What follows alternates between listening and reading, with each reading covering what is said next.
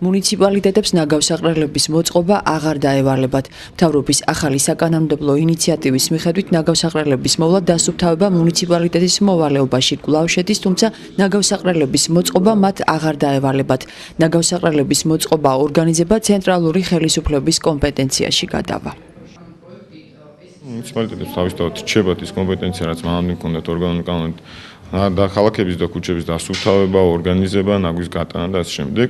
ამავდროულად მათი კომპეტენციაც იყო ნაგავსაყრელების მოწყობა, რაც არ არის სწორი, არც ქვეყანაში ესეთი რამე არ ხდება და მით უმეტეს დღეს ეს თვითონ მუნიციპალიტეტსაც უჭირთ, იმიტომ რომ ეს დაკავშირებულია ძალიან დიდ თანხებთან და მენეჯმენტის მართვის თვალსაზრისით ეს სწორი არ არის, რომ თვითონ მუნიციპალიტეტს კონდეს თვითონ, თუ საერთოდ არ ჭირდება, შესაძლებელია რომ ერთი კარგი, ესე რომ ვთქვათ, ნაგავსაყრელით ისარგებლოს 5-6-მა და უფრო მეტმა მუნიციპალიტეტმა, ეს ყველგან ესე არის.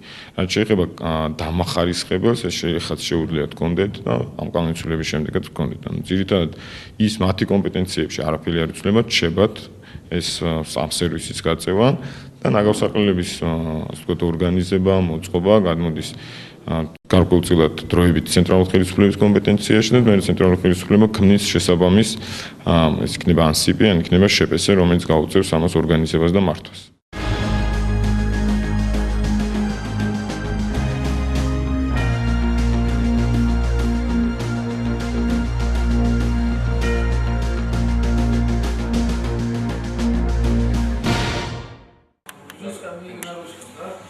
ჯორჯიან მანგანეზის საჩუქარი ზესტაფონელ ქალ-კალად ბურთელებს. სეზონის განახლებამდე რამდენიმე კვირით ადრე საქართველოს ჩემპიონი გუნდი ბურთებითა და ნომრიანი ფორმებით საწარმოს ადმინისტრაციამ დაასაჩუქრა. ნიშნად იმისა, რომ ჯორჯიან მანგანეზი კვლავაც ახალ სეზონში ზესტაფონელი კალათბურთელების სერიოზული მხარდამჭერი იქნება. Еще раз хочу поздравить застафонскую команду с победой в чемпионате Грузии 2011 года. Хочу пожелать команде успехов, дальнейших свершений. Со своей стороны, как руководитель Джорджия Манганеза, так сказать, я приложу максимальные усилия для того, чтобы поддерживать эту команду, для того, чтобы у команды была достойная и текущая ситуация, и достойная смена. საჩუქრების გადაცემას მუნიციპალიტეტის საკრებულოს თავმჯდომარე, გამგებელი, სპორტის სამსახურის ხელმძღვანელი პირები და მოზარდი კალათბურთელი გოგონები ესწრებოდნენ. ხაზგასმით აღინიშნა ის მნიშვნელოვანი მიღწევა, რაც გუნდმა ძალიან მოკლე დროში შეძლო. ფეროშენადთა ქარხანა ეგრეთ წოდებულთა ფეროშენადთა ქარხანა ახლა ჯორჯიან მანგანეზი ქვია მას. გარკვეული საჩუქარი გაუგეთა ბავშვებს, თუმცა ვერ დაუკარგავ მანამდეაც გაუგეთა პრემიერების სახით გარკვეული თანხები მის სამათა წაახალისა. ეხლა ფორმები უყიდა, ბურთები უყიდა და ამის გადაცემა იყო დღეს. ეს ერთგვარი სტიმული არის ნამდვილად ბავშვებისათვის.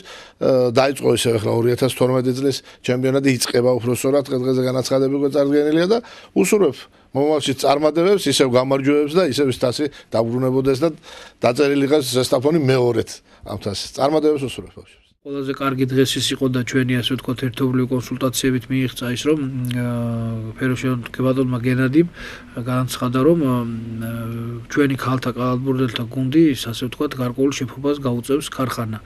ანუ მათი ლოგო ექნებათ ფორმაზე ჩვენს გოგონებს და აქედან გამომდინარე დაფინანსებასაც გარკვეულ დაფინანსებას მიიღებენ ასე რომ გუნდი სერიოზულად იქნება წახალისებული.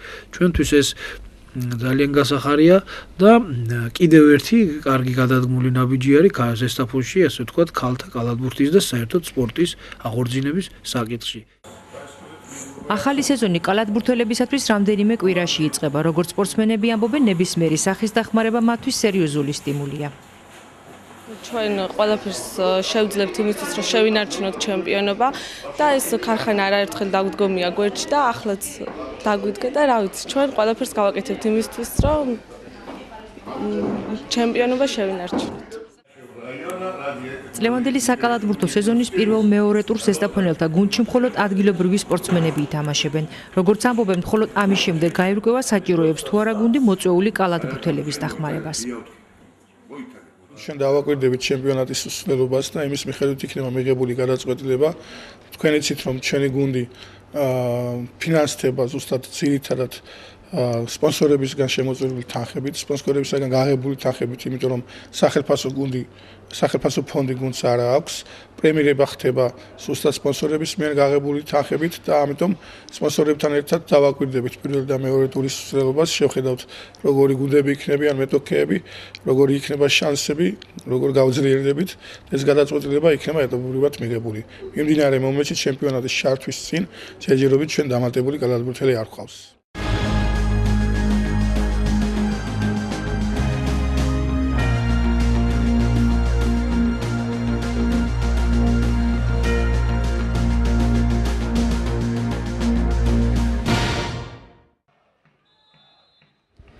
ზედიზედ 3 გამარჯვება ეროვნულ საფეხბურთო ჩემპიონატში. ზესტაფონი ცხინვალის სპარტაკს 5-2 ამარცხებს. ეროვნული საფეხბურთო ჩემპიონატის 21-ე ტურის მატჩი, რომელიც დღეს შედგა ზესტაფონის დავით აბაშიძის სახელობის სტადიონზე, 26 თებერვალს უნდა გამართულიყო, თუმცა დიდთოვლობის გამო შეხვედრა 2 მარტამდე გადაიდო. ზესტაფონის სპარტაკის დაპირისპირებაში პირველი გოლი მასპინძლებმა მე-13 წუთზე შოთა გრიგალაშვილის წყალობით გაიტანეს. მეორე გოლი კი მასპინძლებს ჯაბა დვალმა შესძინა. თუმცა ეს მისი მხრიდან ერთადერთი გოლი არ ყოფილა, მან კიდევ ორჯერ შეძლო სტუმართა კარის დალაშქვრა. ეროვნულ საფეხბურთო ჩემპიონატში ეს უკვე მისთვის მე-12 გოლია. მატჩი 76 წუთზე დავით მუჯირმა შეძლო ზესტაფონის ანგარიშზე კიდევ ერთი გოლი ჩაეწერა. სტუმრებმა შეხვედრაში მხოლოდ 2 გოლის გატანა შეძლეს. პირველ რიგში მინდა ჩვენ გულშემატკივარს დიდი მადლობა გადაუხადო, მინდა რომ ყველას მიულოცო ეს წარმატება. დიდი ანგარიშით მოვიგეთ და ეს სასიხარულო არის და იმას რაც შეეხება რომ მე ბომბარდირთა დავაში დავწინაურდი ეს რა თქმა უნდა სასიხარულოა, მაგრამ ჩემთვის ყველაზე მნიშვნელოვანი ის არის რომ გუნდმა წარმატებას მივაღწიოთ და ჩემპიონები გავხდით. მომდევნო შეხვედრა საფეხბურთო კლუბი ზესტაფონი 6 მარტს ვით ჯორჯიასთან გამართავს.